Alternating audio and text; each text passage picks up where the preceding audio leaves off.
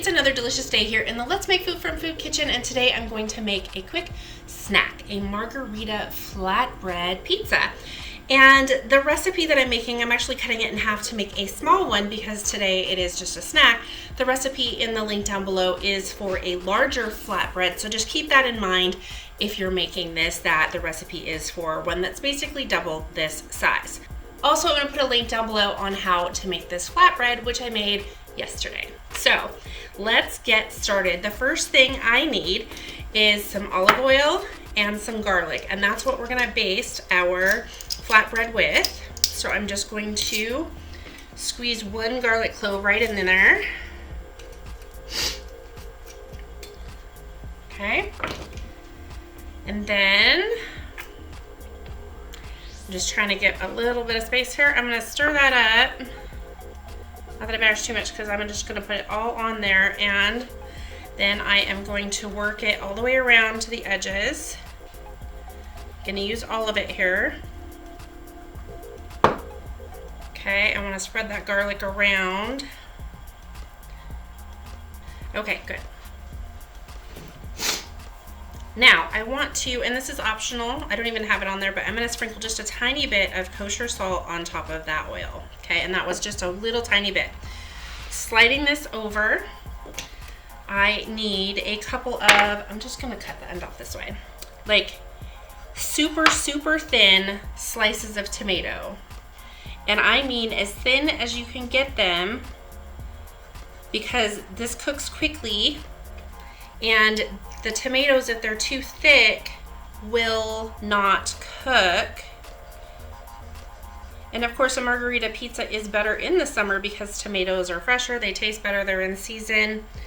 So, but this is something that I just happen to have, and I thought, you know what, I need to make something with my flatbread, and this sounded really good, and so here we are.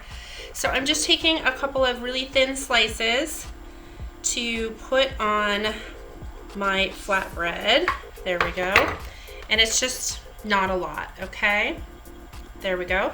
So I'm gonna set this aside, move this back over. Next, I have some fresh mozzarella, and I'm just going to tear off pieces and put dots of it all over the place. My oven is preheating to 425 degrees, and I have a pizza stone in there. It's these, I think they were about $20 for a 4-pack. If you don't have a pizza stone, it's totally fine. Just cook these on a baking sheet, okay? The pizza stone just kind of helps crisp up the bottom of it some, and it's not a big deal if you don't have one. If you do have one, have it in the oven heating up with your preheat, okay? So I'm just trying to get some more on here without it falling off. So I'm gonna stick this in 8 to 10 minutes. We just want that cheese to get nice and melty on the bottom. We want our crust to get a little bit crunchy but not burnt. So you'll have to keep an eye on this one. So I'm gonna stick this in, and when it's done, I'll come back. While it's cooking, I'll go ahead and prep this. I'm just gonna shave off a little bit of fresh Parmesan, and I like the bigger chunks shaved rather than little sprinkles in this case. Okay, so that's really all I want. It's a small little snack pizza. So that's all I'm gonna do. And then with your basil, you have the option. If you're gonna eat it right away, go ahead and cut it. If you're not, then I say tear it. So I am just going to make teeny thin strips. I guess not super teeny, but thin strips to sprinkle on top of my pizza. Okay, and then I'll just cut it in half. And so when my pizza's done, I'll put that on top. Look at that, it is looking great. So now we're gonna make it look even better by taking our basil and sprinkling it on there, okay? Next, we're gonna put our Parmesan cheese, okay? And then, as a final little touch on our lovely looking, delicious pizza, I'm gonna take a balsamic glaze and just drizzle a tiny bit on there. Actually, you know what? Let's make this prettier. I rarely do this, but over the plate we go to make it beautiful. Look at that. There is, oh, I just messed it up. Okay, there is our beautiful margherita pizza with balsamic glaze.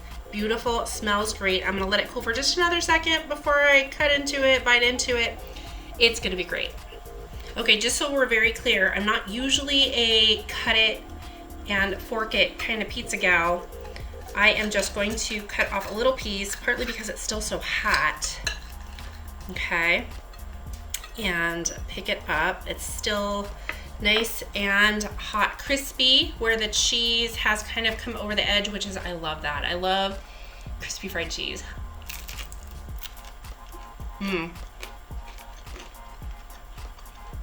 Delicious.